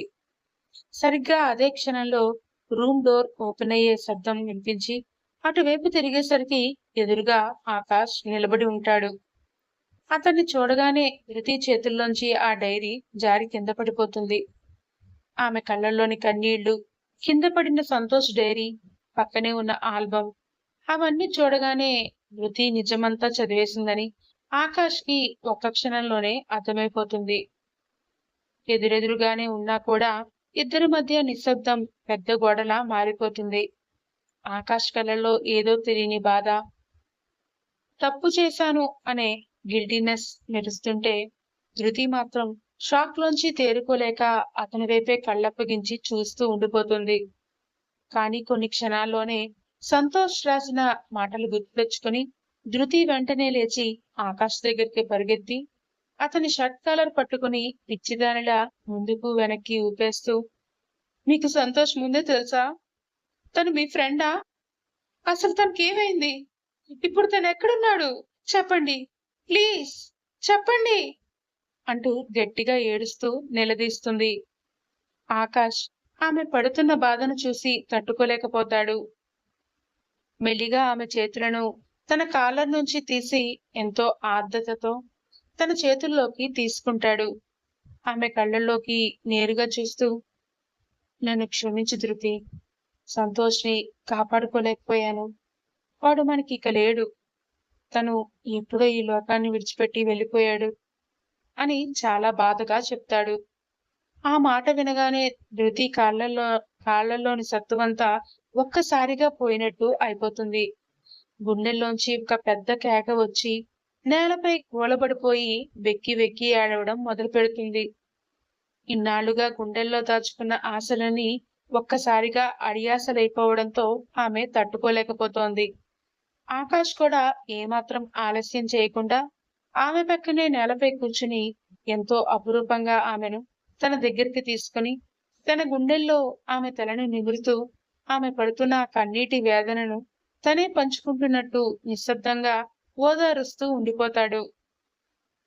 కాసేపటి తర్వాత ధృతి కన్నీళ్లు తుడుచుకుని నెమ్మదిగా ఆకాష్ నుంచి దూరంగా జరిగిపోతుంది. మనసంతా సుడిగుండంలా మారుతుంటే పెదవి విప్పి ఒక్క మాట కూడా మాట్లాడలేక భారమైన శరీరంతో అంతకంటే భారమైన గుండెతో అక్కడి నుంచి నిశ్శబ్దంగా బయటికి నడిచి మళ్ళీ వాళ్ళ ఇంటికి వెళ్ళిపోతుంది. ఆకాష్ కూడా ఆమెను ఆపే ప్రయత్నం చేయలేదు. ఆమె పడుతున్న ఆ గుండె కోతకు ఇప్పుడు ఏ వాదార్పు ఉపశమనం ఇవ్వలేదని అతనికి కూడా తెలుసు. ధృతి వెళ్ళిపోయాక ఆకాష్ గదిలోకొచ్చి బెడ్పై ఉన్న ఆ ఫోటో ఆల్బమ్ చూస్తాడు. నెమ్మదిగా దగ్గరికి వెళ్లి దాన్ని చేతిలోకి తీసుకుని ఆల్బం ఓపెన్ చేయగానే అందులో నవ్వుతూ కనిపిస్తున్న సంతోష్ ఫోటో కనిపిస్తుంది. ఆ ఫోటోపై తన వేళ్లతో నెమ్మదిగా నిమురుతూ కళ్ళల్లో నీళ్లు సుడులు తిరుగుతుండగా, ఎందుకురా ఇలా చేశావు? నన్నిక్కడ ఒంటరిని చేసి నువ్వైతే ప్రశాంతంగా వెళ్ళిపోయావు. కానీ నీ ధృతి పడుతున్న బాధను చూస్తుంటే నా గుండె బద్దలైపోతుందిరా సంతోష్. అసలు ఎందుకురా మన జీవితాలు ఇలా అయిపోయాయి అంటూ ఆకాష్ తనలో తాను వెలవెలలాడుతూ బాధపడుతూ ఉండిపోతాడు. అలా రోజులు గడిచిపోతూ ఉంటాయి.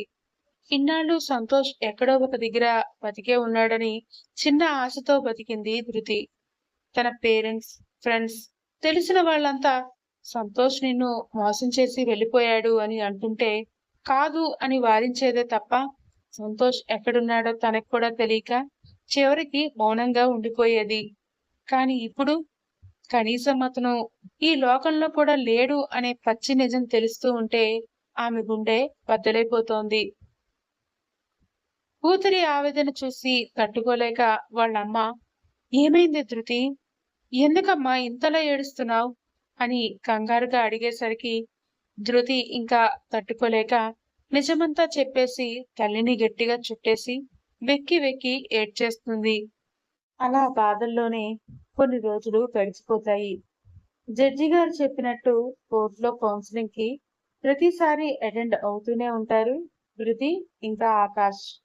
కానీ వాళ్ళిద్దరూ కూర్చుని ఒక్క మాట కూడా మాట్లాడుకోరు. ఆఖరికి ఆ కౌన్సిలింగ్ ఇచ్చే వ్యక్తికి కూడా వాళ్ళని చూస్తే చిరాకొచ్చేసి మాట్లాడకుండానే పంపించేస్తూ ఉంటాడు. చివరికి వాళ్ళ డివోర్స్ కేస్ ఆఖరి రోజు రానే వస్తుంది. జడ్జి గారు వాళ్ళిద్దరినీ సీరియస్ గా చూస్తూ, ఈ 3 నెలల్లో ఏమైనా మాట్లాడుకున్నారా? ఇప్పటికి కూడా మీ ఇద్దరు విడిపోవాలని అనుకుంటున్నారా? నిర్ణయం ఇంకా మారలేదన్నమాట అంటూ వాళ్ళిద్దరి మొహాల్లో డల్నెస్ చూస్తూనే అడుగుతారు. ధృతి తలదించుకొని మౌనంగా ఉండిపోవడంతో ఆకాష్ ఆమె మనసులో ఇంకా సంతోష్ జ్ఞాపకాల భారం ఉందేమో అని అర్థం చేసుకుంటూ, అవును మైలాడ్, మాకు డివోర్స్ కావాలి అని అతను చెప్పేలోపే, వద్దు అని గట్టిగా అరుస్తుంది ధృతి. ఆమె అరుపుతో ఆ కోర్ట్ హాల్ అంతా ఒక్కసారిగా మారుమోగిపోతుంది. అందరూ ఆమె వైపు ఆశ్చర్యంగా చూస్తూ ఉంటే, నాకు ఆకాష్ కావాలి, తనే నా జీవితం అని ఈ కొద్ది రోజుల్లోనే నాకు అర్థమైంది అంటూ అక్కడ అందరూ ఉన్నారు అని కూడా చూడకుండా ఏడుస్తూ పరిగెత్తుకెళ్లి ఆకాష్ని గట్టిగా హత్తుకుంటుంది. అసలు అక్కడ ఏం జరిగిందో ఒక్క క్షణం ఎవరికీ అర్థం కాకపోయినా ధృతి మార్పు చూసి ఆకాష్, జడ్జి గారు, లాయర్లు కూడా ఎంతో సంతోషంగా ఫీల్ అవుతారు. జడ్జి గారు ఆ డివోర్స్ పిటిషన్ ను కొట్టేస్తూ వాళ్ళని కలిసి ఉండమని ఆశీర్వదిస్తారు. కాసేపటికి వాళ్ళిద్దరు కోర్టు నుంచి బయటకు వచ్చి కారులో ఇంటికి వెళ్తుంటే వాళ్ళిద్దరూ కలిసిపోయిన విషయం ధృతి వాళ్ళ పేరెంట్స్ కి ఫోన్ చేసి చెప్తాడు ఆకాష్. ఇన్ని రోజులు కూతురు మీద కోపంతో కనీసం ఆమెకి తోడుగా కోర్టుకు కూడా రాలేదు వాళ్ళ అమ్మా నాన్న. ఇప్పుడు కూతురు అల్లుడు కలిసిపోయారు అని తెలియగానే వాళ్ళు పడ్డ ఆనందం అంతా ఇంతా కాదు. చాలా సంతోషం బాబు, తొందరలోనే మేము మీ దగ్గరికి వస్తాము. అమ్మాయిని మీరు ఇప్పుడు డైరెక్ట్ గా మీ ఇంటికి తీసుకెళ్ళిపోండి, హ్యాపీగా ఉండండి అంటూ ఆనంద బాష్పాలతో చెప్తారు. ఇంటికి వెళ్ళగానే ఫ్రెష్ అవ్వడానికి తన రూమ్ లోకి వెళ్తుంది ధృతి. కానీ ఆకాష్ మనసంతా ఒకటే ఆరాటం. అసలు కోర్టులో ధృతి మనసులో ఏముందో తెలుసుకోవాలని తహతహలాడిపోతుంటాడు. నాకు ఆకాష్ కావాలి అని అందరి ముందు అరిచి చెప్పడం ఒకెత్తైతే, తన మనసులో నన్ను పూర్తిగా ఒప్పుకుందా లేదా అనేది అతనికి సరిగ్గా అర్థం కావట్లేదు. ఎప్పుడెప్పుడు ధృతి బయటకొస్తుందా ఆ విషయమే మాట్లాడాలని ఎదురు చూస్తూ ఉండిపోతాడు.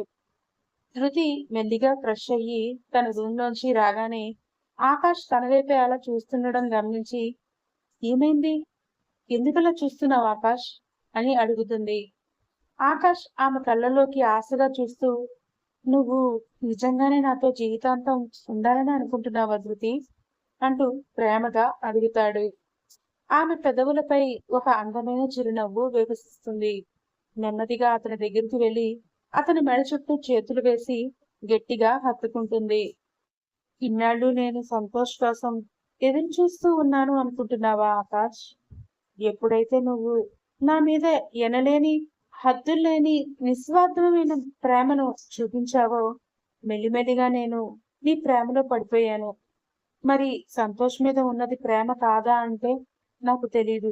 కానీ ఆ రోజు ఇంట్లోంచి నీ ప్రేమ నుంచి నేను దూరంగా వెళ్ళడానికి కారణం ఒక్కటే. ఎక్కడ నీ ప్రేమ మత్తులో పూర్తిగా పడిపోయి సంతోష్ని మర్చిపోతాను అన్న భయంతోనే పారిపోయాను.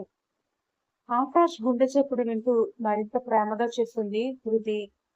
కానీ ఇప్పుడు సంతోష్ ఈ లోకంలోనే లేడని, నువ్వు నేను కలిసి ఉండటమే సంతోష్ ఆఖరి కోరిక అని అర్థమయ్యాక నా మనసులోని ప్రేమను దాచుకోవడం తప్పు అనే ఫీలింగ్ పూర్తిగా పోయింది. నాకు నువ్వు మాత్రమే కావాలి ఆకాష్. మన ఇద్దరికీ పుట్టబోయే బిడ్డ రూపంలో సంతోష్ మళ్ళీ మన బాబుగా పుట్టాలి. మళ్ళీ మనతోనే ఉండాలి అంటూ కళ్ళల్లో నీళ్లతోనే పరవశించిపోతూ చెప్తుంది. ఆ మాటలన్నీ వింటుంటే ఆకాష్ గుండె సంతోషంతో నిండిపోతుంది. కళ్ళల్లోంచి సుడులు తిరుగుతూ వస్తున్న ఆనంద బాష్పాలను కష్టంగా ఆపుకుంటూ ఆమె నడుము చుట్టూ తన చేతుల్ని బిగించి ఆమెను తన గుండెలకు హత్తుకుంటాడు. ఆ రోజు నుంచి వాళ్ళిద్దరి జీవితం ఎంతో ప్రశాంతంగా, సంతోషంగా సాగిపోతూ ఉంటుంది. ఒకరినొకరు ప్రాణంగా ప్రేమిస్తున్నారు. మనసుల మధ్య ఉన్న దూరం ఎప్పుడో చెరిగిపోయింది. కానీ శారీరకంగా పూర్తిగా దగ్గరవ్వాలంటే మాత్రం ఇద్దరి మధ్య ఏదో తెలియని బిడియం, సిగ్గు అడ్డుగోడలా నిలబడుతున్నాయి. ఆకాష్ కూడా ఆమె ఏ రోజు ఇబ్బంది పెట్టలేదు. మాటల్లో, చూపుల్లో దూరంగానే ఉన్న హృదయాల్లో మాత్రం రోజు మరింతగా దగ్గరవుతూనే ఉన్నారు. అలా వంటి ఒక రోజు, ఈ రోజు మా ఆఫీస్ పార్టీ ఉంది ధృతి, నువ్వు కూడా రావాలి అని ఆకాష్ అడగడంతో ధృతి కూడా సంతోషంగా రెడీ అయ్యి అతనితో కలిసి పార్టీకి బయలుదేరుతుంది. పార్టీలో ఆకాష్ తన సహోద్యోగులందరికీ ధృతిని తన భార్యగా ఎంతో గర్వంగా, ప్రేమగా పరిచయం చేస్తాడు. అంతటా నవ్వులు, మాటలు, సందడితో ఆఫీస్ పార్టీ కాస్త లేట్ నైట్ వరకు సాగుతుంది. పార్టీలోని డిన్నర్ కూడా పూర్తి చేసుకుని ఇద్దరు కారులో ఇంటికి ప్రయాణమవుతారు. సగం దారిలోకి వచ్చేసరికి ఆకాశానికి చిల్లు పడినట్టు పెద్ద వర్షం మొదలవుతుంది. ఉరుములు మెరుపులతో వాన హోరెత్తిపోతుంటే కారులోనే ప్రయాణించిన ఇద్దరు ఇంటికి చేరుకున్నాక కార్ పార్కింగ్ ఏరియా నుంచి లోపలికి పరిగెత్తుకుంటూ వచ్చేసరికి ఆ కొద్ది క్షణాల్లోనే ఇద్దరు తల నుంచి పాదాల వరకు పూర్తిగా తడిసి ముద్దైపోతారు. ఇంట్లోకి అడుగు పెట్టగానే చలికి ఇద్దరు కొద్దిగా వణికిపోతూ ఒకరి వైపు ఒకరు చూసుకుని ఆ వానలో తడిసిన తమ పరిస్థితి చూసి ముసిముసిగా నవ్వుకుంటారు. నేను వెళ్ళి ఫ్రెష్ అవుతాను అని తడబడుతూ అంటుంది ధృతి. నీళ్లు కారుతున్న అతని జుట్టు, ఆ వానలో తడిసిన దేహానికి అతనికి అతుక్కుపోయిన షర్ట్, అతని కళ్ళల్లో కనిపిస్తున్న ఏదో తెలియని చెప్పలేని ఆకర్షణ, ఇవన్నీ చూసి ధృతి గుండె జల్లుమంటుంది. ఆ అట్రాక్షన్ తట్టుకోవడం సాధ్యం కాక తడబడుతూ చెప్పి ఒక్క ఉతుకున వాష్రూంలోకి దూరిపోతుంది ధృతి. బయట ఉన్న ఆకాష్ మనసు కూడా అలజడిగా మారిపోతుంటే ఇన్నాళ్ల నిరీక్షణకు తెరదించుతూ ఈ రోజే ఆమెకు పూర్తిగా దగ్గరవ్వాలని అతని గుండె ఆరాటపడుతూ ఉంటుంది. కానీ తను ముందడుగు వేస్తే ధృతి ఏమనుకుంటుందో, ఎక్కడ మళ్ళీ కంగారు పడుతుందో అన్న చిన్న భయంతో తనని తాను కంట్రోల్ చేసుకుంటూ అక్కడే ఆగిపోతాడు. ఇక బాత్రూంలోకి వెళ్లిన ధృతి అద్దంలో తన రూపాన్ని చూసుకుంటూ తడిసిన తన జుట్టు సర్దుకుంటూ ముసిముసిగా నవ్వుకుంటూ ఉంటుంది. ఇంకా ఎందుకు నాకు దూరంగానే ఉండిపోతున్నావు ఆకాష్? నా మనసులో ఇంకా సంతోషున్నాడని అనుకుంటున్నావా? నేనెప్పుడో నీ దాన్ని అయిపోయాను. నీకు పూర్తిగా దగ్గరవ్వాలని నాకు మాత్రం లేదనుకుంటున్నావా? కానీ నువ్వు చూస్తే ఇంకా దూరంగానే ఉండిపోతున్నావు. మనిద్దరి మధ్య ఉన్న ఈ చిన్న బిడియం అనే దూరాన్ని ఎలా పోగొట్టాలో నాకు అర్థం కావట్లేదు. నేనే నేను నన్ను దగ్గర చేర్చుకోమని అడగాలంటే చాలా సిగ్గుగా ఉంది. నువ్వే ఏదైనా చొరవ తీసుకుని నాకు దగ్గర అవ్వచ్చు కదా ఆకాష్ అని తనలో తానే అనుకుంటూ ఎర్రబడిన చెంపలతో నవ్వుకుంటూ ఉంటుంది. సరిగ్గా అదే క్షణంలో పెద్ద సౌండ్ చేస్తూ వర్షానికి ఎక్కడో ట్రాన్స్ఫార్మర్ పేలి కరెంటు పోతుంది. ఒక్కసారిగా ఆ చీకటి అలుముకోవడంతో ఊహించని భయంతో గట్టిగా గావు కేక పెడుతుంది ధృతి. లోపల ధృతి కేక విన్న ఆకాష్ కంగారు పడిపోతాడు. ధృతికి ఏమైందేమన్న కంగారులో ఆ చీకట్లోనే మొబైల్ టార్చ్ ఆన్ చేసి గబగబా బాత్రూం వైపు పరిగెత్తుకొస్తాడు. బయట నుంచి తలుపును గట్టిగా తడుతూ ధృతి, ధృతి, ఏమైంది? లోపలంతా ఓకేనా అని టెన్షన్ గా అడుగుతాడు. ఏం లేదు ఆకాష్, ఒక్కసారిగా చీకటయ్యేసరికి నాకు చాలా భయం వేసింది అంటూ భయంతో వణుకుతున్న చేతులతో చటుక్కున డోర్ తెరిచేస్తుంది ధృతి. ఆకాష్ తన చేతిలోని టార్చ్ లైట్ వెలుగును ఆమె వైపు తిప్పుతాడు. ఎదురుగా ఉన్న దృశ్యాన్ని చూసి అతను ఒక్కసారిగా ఊపిరి బిగబట్టి అలాగే స్థానువైపోతాడు. ధృతి ఒంటి మీద బట్టలు లేవు. కేవలం ఒక తెల్లటి టవల్ మాత్రమే చుట్టుకుని ఉంది. ఆమె తడిసిన జుట్టు నుంచి నీటి చుక్కలు జారి ఆమె మెడపై, భుజాలపై మెరుస్తూ కిందకి జారుతూ ఉంటాయి. ఆ టార్చ్ లైట్ పసుపచ్చని వెలుగులో ఆమె రూపం దేవకన్యలా మెరిసిపోతోంది. ఆమె కళ్ళల్లోని భయం, ఆపై ఊహించని ఆ పరిస్థితికి వచ్చిన సిగ్గు, ఇవన్నీ చూసి ఆకాశ్ దేహం బిగుసుకుపోయింది. అప్పటికే ఆ చీకటికి, ఊహించని భయానికి బాగా భయపడిపోయిన ధృతి ఎదురుగా ఆకాష్ కనిపించగానే ఇంకేమీ ఆలోచించకుండా ముందుకొచ్చేసి అతన్ని గట్టిగా హత్తుకుంటుంది. మొదటిసారి ఒక ఆడపిల్ల మెత్తని వెచ్చని శరీరం అంత దగ్గరగా తన దేహానికి తగిలేసరికి అతని ఒళ్ళంతా ఒక్కసారిగా జొల్లుమంటుంది. మనసంతా విఫలమైపోయి అతని చేతిలో ఉన్న ఫోన్ టార్చ్ లైట్ నేలపై జారి పడిపోతుంది. ఆ కాస్త వెలుతురులోనే అతని గుండె దడదడ కొట్టుకోవడం మొదలవుతుంది. తను ఆమెను పట్టుకుంటే ఎక్కడ ధృతి ఇబ్బంది పడుతుందో, ఎక్కడ తన ప్రవర్తన తప్పుగా అనిపిస్తుందో అని భయపడుతూ పిడికిలి బిగిస్తూ ఆమె చుట్టూ చేతులు వేయకుండా ఉండేందుకు తన సాయి శక్తిలా ప్రయత్నిస్తూ ఉంటాడు ఆకాష్. కానీ ఆమె స్పర్శలో ఉన్న ఆప్యాయత, ఆ క్షణంలో ఆమె దేహం నుంచి వస్తున్న వెచ్చదనం అతన్ని ఇక దూరంగా ఉండనివ్వలేదు. తన కంట్రోల్ తప్పిపోయి మెల్లిగా ఆమె చుట్టూ తన చేతుల్ని బిగించి ఇంకాస్త గట్టిగా తన గుండెల్లోకి అదుముతుంటాడు. ఆకాష్ అలా సడన్ గా తనను దగ్గరికి లాక్కోవడంతో ధృతి ఒక్కసారిగా షాక్ అయిపోతుంది. అతని వెచ్చని శ్వాస తన మెడపై తగులుతుంటే ఆమె వెన్నులో తెలియని ఒక మధురమైన వణుకు పుడుతుంది. ఇన్నాళ్లుగా ఇద్దరి మధ్య ఉన్న బిడియం ఆ ఒక్క క్షణంలో, ఆ ఒక్క కౌగిలిలో కరిగిపోతున్నట్టే అనిపిస్తుంది. ఆకాష్ వెచ్చని శ్వాస తన మెడపై తగులుతుంటే ధృతి గుండె వేగం పెరిగిపోతుంది. అతని ఛాతీకి అతుక్కుపోయిన తన శరీరం, అతని చేతుల బిగింపు ఇన్నాళ్లుగా తమ మధ్య ఉన్న బిడియాన్ని అడ్డుగోడలను ఒక్కసారిగా తుడిచిపెట్టేస్తాయి. ధృతి తన చేతులను మెల్లగా ఆకాష్ వీపు చుట్టూ వేసి ఇంకాస్త అతనిని అందుకుపోతుంది. ఆ స్పర్శతో ఆకాష్ గుండెలో నిలిచి ఉన్న చిన్నపాటి సందేహం కూడా ఆవిరైపోతుంది. ఆమె కూడా ఈ క్షణం కోసమే ఆరాట పడుతోందని అతనికి స్పష్టంగా అర్థమవుతుంది. నేలపై పడి ఉన్న ఫోన్ టార్చ్ లైట్ నుంచి వచ్చే ఆ చిన్న వెలుగు ఆ చీకటి గదిలో ఒక మధురమైన వాతావరణాన్ని సృష్టిస్తుంది. ఆకాష్ మెల్లిగా ఆమె ముఖాన్ని తన రెండు చేతుల్లోకి తీసుకుని తడిసిన ఆమె ముంగుర్లను వెనక్కి నెట్టి ఆమె కళ్ళల్లోకి ఆరాధనగా చూస్తాడు. ఆ కళ్ళల్లో భయం పోయి తనపై ఉన్న అనంతమైన ప్రేమ, సిగ్గు మాత్రమే కనిపిస్తూ ఉంటాయి. ధృతి అని అతడు గంభీరంగా ఎంతో ఆర్ద్రతతో పిలిచేసరికి ఆమె తల వంచి అతని ఛాతీలో ముఖాన్ని దాచేసుకుంటుంది.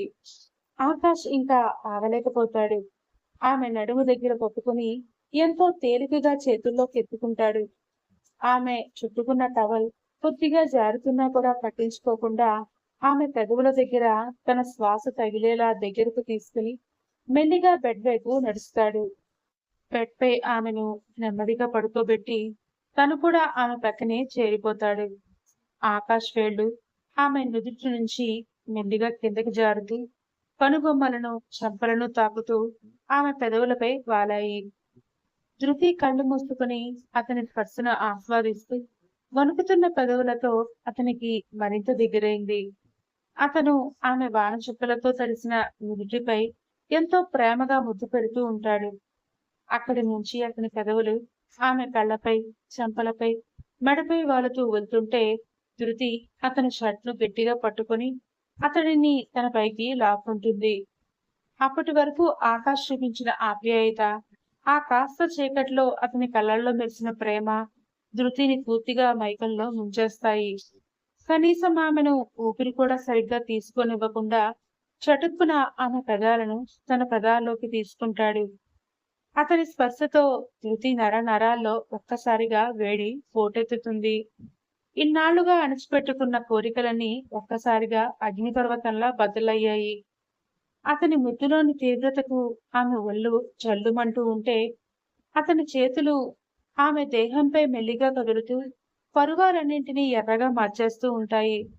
మెడ వంపుల్లో కాలర్ బోన్ దగ్గర అతని పెదవులు వేడిని వదులుతూ చిన్నగా కొరకగానే ఆ ఆకాష్ అంటూ ధృతి నోటి నుంచి వచ్చిన చిన్న మూల్గు అతనిలో ఆవేశాన్ని కట్టలు తెంచుకునేలా చేస్తుంది. అప్పటి వరకు నెమ్మదిగా సాగుతున్న అతని ప్రయాణం ఒక్కసారిగా వేగం పుంజుకుంటుంది. ఆమె ఒంటిపై ఉన్న ఆ కాస్త అడ్డుగోడలను కూడా తొలగించేస్తూ తెల్లగా వెన్న ముద్దల్లా మెరిసిపోతున్న ఆమె దేహ అందాలను కల్లారా చూసి మైకంలో మునిగిపోతాడు. అతని కళ్ళల్లోని ఆ విపరీతమైన ఆరాధనను చూసి ధృతి చిన్నగా నవ్వుకుంటూ సిగ్గుతో ముఖాన్ని పక్కకు తిప్పేసుకుంటుంది. అతడు తన ముఖాన్ని ఆమె ఎదపై పెట్టి పిచ్చి పిచ్చిగా ముద్దాడుతుంటే ఆ కితకితలకు తాళలేక ధృతి కిలకిలా నవ్వుతూ ఆకాష్ ప్లీజ్ నాకు కితకితలుగా ఉంది అంటూ అతని తలను గట్టిగా హత్తుకుంటుంది. ఏంటో ధృతి, అసలు నాకేం చేయాలో కూడా తోచట్లేదు. నిన్ను నీ అందాల్ని ఇలా చూస్తుంటే నాకు మతిపోతోంది. ఇన్నాళ్ళు నా కోసమే ఈ రూపాన్ని దాచించావా అని అతను శ్వాస వేగంగా తీస్తూ అడుగుతుంటే ఆకాష్ నీకసలు సిగ్గే లేదు. మంచి అబ్బాయివే అనుకున్నాను. నువ్వు అస్సలు కాదు. పో నువ్వు అని సిగ్గుగా అంటూ అతని ఛాతీపై చిన్నగా కొడుతుంది ధృతి. పోవాలా? ఎక్కడికి? అయినా నిన్నొదిలి ఇంక ఏ క్షణము వెళ్ళను. ఇన్నాళ్ళు నిన్ను దూరం నుంచి ఆరాధించాను. కాని ఈ రోజు నుంచి నా ప్రేమ, నా స్పర్శ మొత్తం నీకే సొంతం అంటూ అతను ఆమె నడుమును గట్టిగా పట్టుకుని తన వైపు తిప్పుకుంటే ఒక తెలియని రొమాంటిక్ మైకం ఆమెను పూర్తిగా చుట్టేస్తుంది.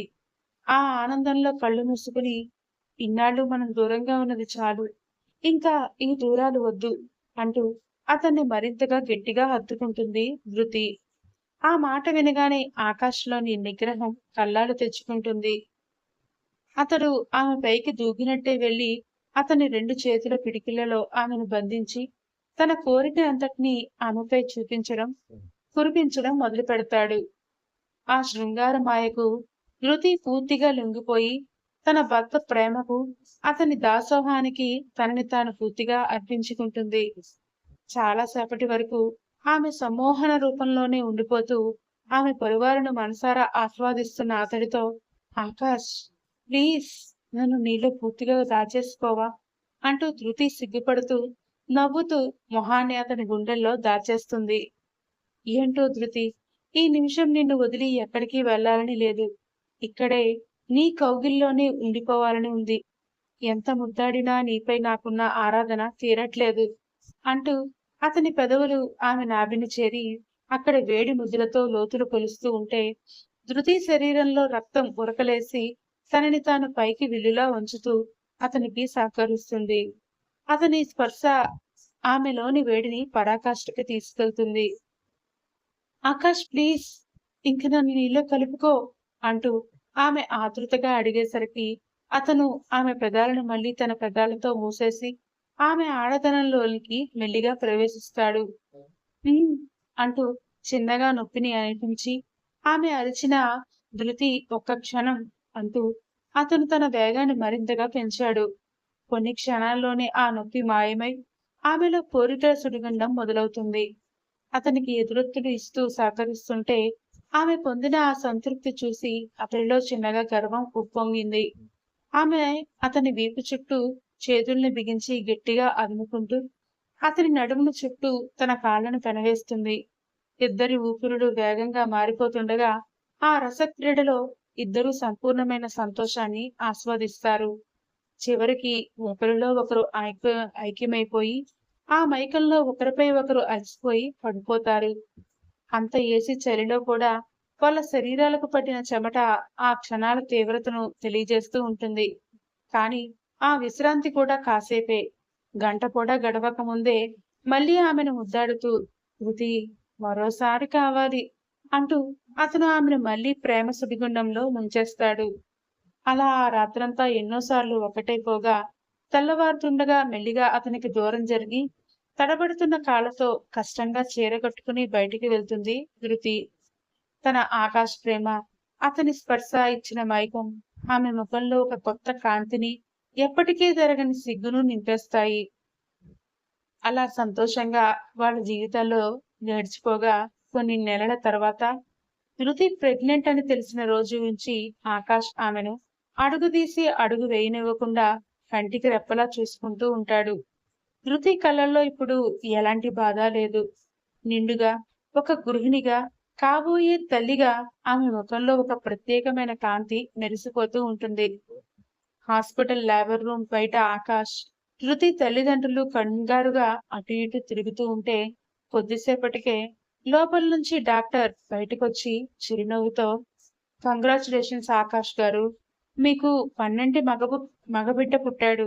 తల్లి బిడ్డ ఇద్దరు క్షేమంగా ఉన్నారు అని చెప్తారు. ఆ మాట వినగానే ఆకాష్ కళ్ళల్లోంచి ఆనంద బాష్పాలు రాలుతాయి. లోపలికి వెళ్లి ధృతి పక్కన కూర్చుని ఆమె చేతిని తన చేతుల్లోకి తీసుకుని ప్రేమగా ముద్దు పెట్టుకుంటాడు. పక్కనే ఉన్న చిన్న ఉయ్యాలలో తన చిన్న బేబీ ఏడుస్తూ కనిపిస్తుంటే అతనిలో చెప్పలేని సంతోషం. ధృతి అలసటతో ఉన్న తన బాబును చూసి ఎంతో సంతోషంగా ఆకాష్ వైపు చూస్తుంది. ఆకాష్, మనకి సంతోష్ మళ్ళీ బాబుగా పుట్టేశాడు అని కన్నీళ్లతో చిరునవ్వు చిందిస్తూ అంటుంది. ఆకాష్ బాబుని చేతుల్లోకి తీసుకుని ధృతి నుదుటిపై ప్రేమగా ముద్దు పెట్టి, అవును ధృతి, మన సంతోష్ మళ్ళీ మన ప్రేమకి గుర్తుగా మన ఇంట్లోకి నవ్వులు తీసుకురావడానికి మన బాబుగా వచ్చేశాడు. ఇకపై మన జీవితంలో సంతోషం తప్ప ఏ బాధ ఉండదు అని గుండెలకు హత్తుకుంటాడు. ఇన్నాళ్ళు బాధతో, కన్ఫ్యూజన్తో సాగిన ధృతి జీవితం ఆకాష్ చూపించిన అమితమైన ప్రేమతో, ఓపికతో ఒక అందమైన, పరిపూర్ణమైన జీవితంగా మారిపోయింది. సమాప్తం. ఇదండి ఈ స్టోరీ. మీకు నచ్చిందనే అనుకుంటున్నాను. ఇష్టం లేని బంధం నుండి మొదలయ్యి చివరికి ఒక్కటిగా కలిసిపోయిన ఈ ప్రేమికుల కథే మీకు ఈ రోజు నేను రాసిచ్చిన కథ. ఎలా ఉందో కామెంట్స్ లో చెప్పడం మర్చిపోకండి. అలాగే ఛానల్ని ఎవరైనా సబ్స్క్రైబ్ చేసుకోకుండా ఉంటే ప్లీజ్ సబ్స్క్రైబ్ చేసుకుని నాకు సపోర్ట్ చేయండి. Thank you. మీ రూపలావణ్య.